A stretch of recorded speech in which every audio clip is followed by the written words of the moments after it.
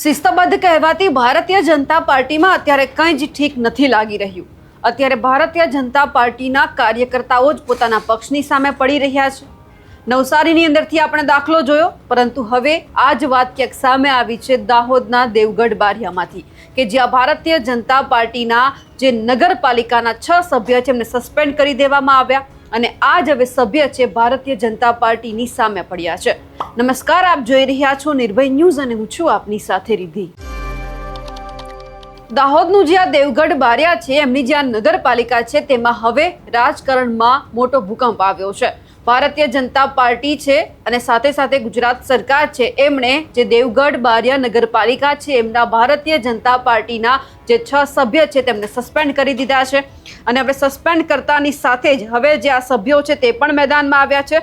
ગુજરાત સરકારના શહેરી વિકાસ અને શહેરી ગૃહ નિર્માણ વિભાગે દેવગઢ બારિયા નગરપાલિકાના 6 સભ્યોને અયોગ્ય જાહેર કર્યા છે। પક્ષના આદેશ વિરુદ્ધ મતદાન કરવા બદલ આ કાર્યવાહી કરવામાં આવી છે। ભારતીય જનતા પાર્ટીના મેન્ડેટ પર ચૂંટાયેલા સભ્યોએ 17 ઓક્ટોબર 2025ના રોજ યોજાયેલી સામાન્ય સભામાં પક્ષના વ્હીપ વિરુદ્ધ મતદાન કર્યું હતું। આ મતદાન પ્રમુખ સામેની અવિશ્વાસની દરખાસ્તના સંદર્ભમાં હતું।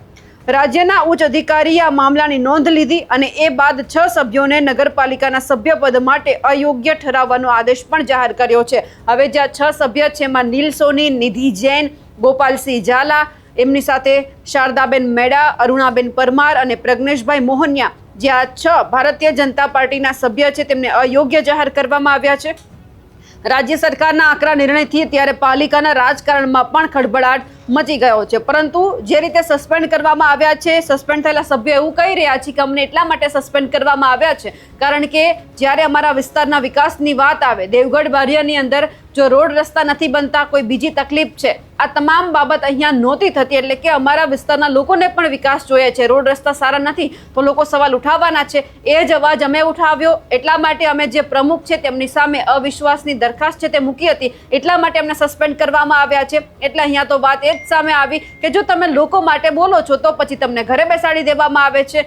આમ તમારે મત લોકોના કામ માટે જોતા હોય છે, લોકોના વિકાસ માટે જોતા હોય છે, અને જો તમારા જ સભ્ય લોકોના વિકાસ માટે તમારા જ નેતાઓને સવાલ કરે તો પછી ક્યાંક તમને ગમતું નથી અને આવી કાર્યવાહી કરવામાં આવે છે। એટલે કે હવે દેવગઢ બારિયાની અંદર જે આ 6 જગ્યા ખાલી પડી છે તેમાં ફરી પેટા ચૂંટણી પણ થવાની છે, પરંતુ આ બધાની વચ્ચે ત્યાંના પ્રમુખ શું કહી રહ્યા છે એ પણ સાંભળીએ અને સાથે સાથે જે આટલા સભ્ય છે એમને સસ્પેન્ડ કરવામાં આવ્યા છે એ સસ્પેન્ડ થયેલા સભ્યો શું કહી રહ્યા છે તે પણ સાંભળીએ। ભારતીય જનતા પાર્ટીના મેન્ડેટ પર તમે ચૂંટાયા હતા, આજે ભારતીય જનતા પાર્ટીએ તમને બળવાખોર ગણીને સસ્પેન્ડ કરી દેવામાં આવ્યો છે સભ્યપદેથી, તે બાબતે આપ શું કહેશો? અમે સભ્યપદેથી સસ્પેન્ડ થયા છીએ। અમે આગામી દિવસોમાં ચૂંટણી લડીશું, ફરી લડી શકીએ છીએ અને લોકો અમારી સાથે છે। દેવગઢ બારિયા નગર એ ત્રસ્ત થઈ ગયું છે। દેવગઢ બારિયા નગરનો રસ્તો હોય અને આજ દિન સુધી સાહેબ 20 વર્ષથી જાહેર જીવનમાં છું। દેવગઢ બારિયા નગરના વિકાસ માટે કોઈ ધારાસભ્ય હોય, સાંસદ સભ્ય હોય કે કોઈએ પણ નગરના વિકાસ માટે કોઈ રસ લીધો નથી અને નગરની હાલત કફોડી હતી, એટલે અમે અવિશ્વાસની દરખાસ્ત લાવ્યા હતા પ્રમુખની વિરુદ્ધ અને આ લોકશાહી વિરુદ્ધનો ચુકાદો છે, સામે લડીશું અને આગામી દિવસોમાં અમારું રાજકારણ આ હુકમથી પૂરું થતું નથી। આ રાજકારણ યુવાન છીએ, યુવાનનું રાજકારણ શરૂ થાય છે અને દેવગઢ બારિયા નગરને ન્યાય અપાવવા માટે અમે રાત દિવસ લડતા રહીશું। નીલ સોની। ભારતીય જનતા પાર્ટીના 6 જેટલા બળવાખોર સદસ્યો નગરપાલિકા સભ્ય પરથી સસ્પેન્ડ કરી દેવામાં આવ્યા છે, તે બાબતે આપ શું કહેશો?